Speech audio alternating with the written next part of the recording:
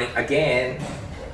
So this is I'm actually very happy to hold one. This builder has been an influence on how I build guitars.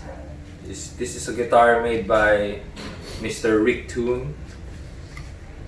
It's a very great guitar because I'm a fan of builders that don't follow the norms. That they will try to make a guitar that's somehow unconventional but very forward thinking. And this is one of those kinds of builders that, makes those kinds of guitars. For just a good example, the neck on this guitar is this thin. This is not made out of wood. This is made out of aircraft aluminum. It's shaped by a machine. But still, there's still a lot of handwork to be done for this kind, because there's so much work just to polish and color this way, like this one. It's such a beautiful guitar for me because I see everything that a lot of people do not think will work, but it actually does, especially on this one. Like, people will tell me, "Oh, your neck pocket is too shallow," or the hell. It works. Sounds great. The headstock, they tell a lot of people that, "Oh, it's too long," or whatever. It's long. It works. Sound is great. I'm a fan of Mr. Toon because he's a very forward-thinking guitar maker, especially on this one. It's such a good design. The ergonomics are very nice. That's what I really like from this builder. Is I discovered him when I was learning how to do ergonomic designs, which actually I was searching for wasn't about guitar. Then suddenly he popped up. Then and I watched his videos and tried to learn about him, and I saw that there is no rules. Okay, the first guitar maker that told me that there was no rules in guitar building was John De La Cruz of Elegy. Then I found out that if you are a guitar builder, it doesn't mean that you should follow these rules. You follow what you think that works. That's why in my shop I don't copy stuff or copy like a direct copy of something. Aside from the ethical reasons that you should not copy them, because again, they spent their money on their research and development to make the design. And as a player, and if you're a fan of it, you should respect that you should buy it from them. Well, it's not everybody that can afford it, but at least you can save up for it. That's the thing. So back to this guitar.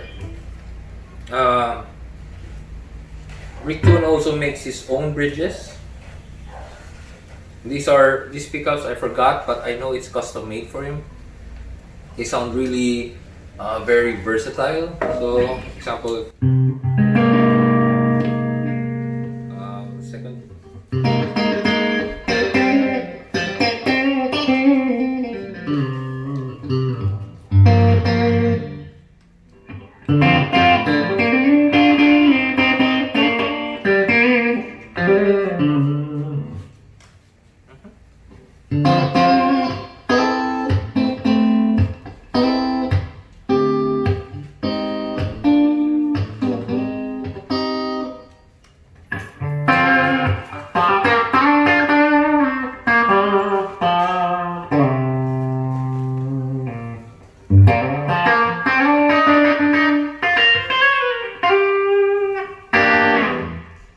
Yeah.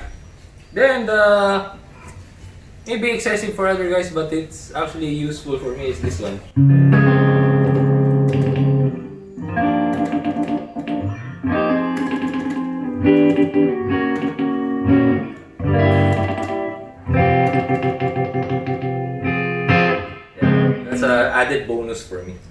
So on this design, on this guitar, so much. Okay, for you guys to have an idea, the price of the guitar starts at 6,000 US dollars, and I've seen some of his guitars go up to 15, 20,000 US dollars. Okay, for some people that's, oh fuck, that's crazy. No, no. If you're in the market to find very high-end stuff, very, stuff that's tailor made, tailored fit for you, there is such a market. Okay, it's not different from your Toyota, Lamborghinis, and what's my favorite, Rolls Royce. The Chrysler and Rolls Royce are two different things. They just look somehow the same, but so far away. But anyway, it's the same with this. Same with anything. Same with guitars. There is a very high-end stuff. There's entry-level stuff, and there's a midpoint in there.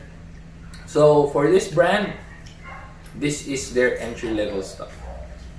And honestly,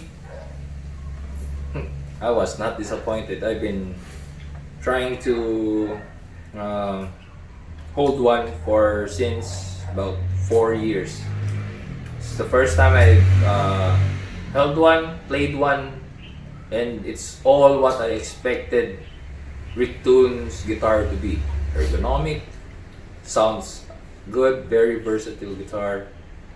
And the neck doesn't move because it's made of aircraft aluminum, so there's no truss rod that you need to adjust, so that's another less worry for the owner. Oh yeah, about these holes, if you're wondering, in my theory, aside from a design aesthetic that Toone likes, I think it helps on some parts of weight reduction as well. So I think that's why it has what it has. So, but it's a really good guitar.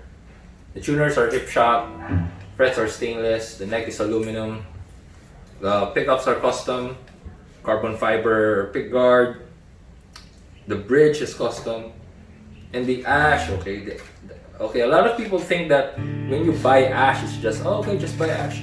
But on this part, this is not cheap ash. Okay, there's ash that's really inexpensive but really heavy, but they still sound good.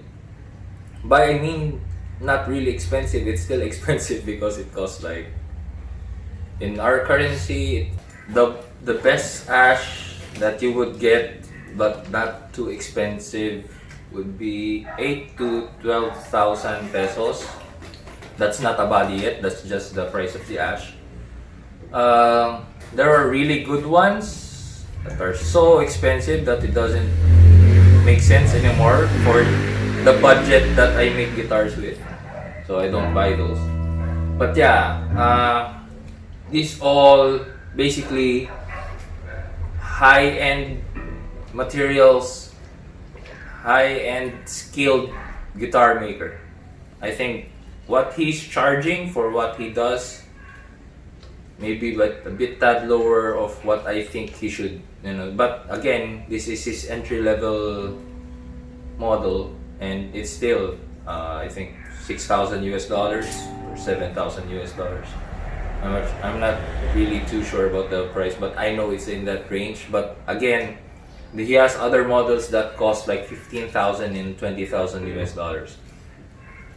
I wasn't a fan because of how he priced his guitars. I'm a fan of Toone because of how he thinks of what a guitar should be. And what he thinks a guitar should be isn't normal. Okay, the other guitar builder that I would think would be the same, within the same frame of mind as him, would be Steinberger. Because Steinberger made a design that even old guitar makers were, oh, I didn't know that worked, So I really like forward-thinking guitar makers, especially Toone. I'm a real fan of his guitars. And finally, I was able to see one, play one, and review one. So I hope it won't be the last, and I hope I can see him again when I go back to the NAMM show. Bye! Hope you enjoy.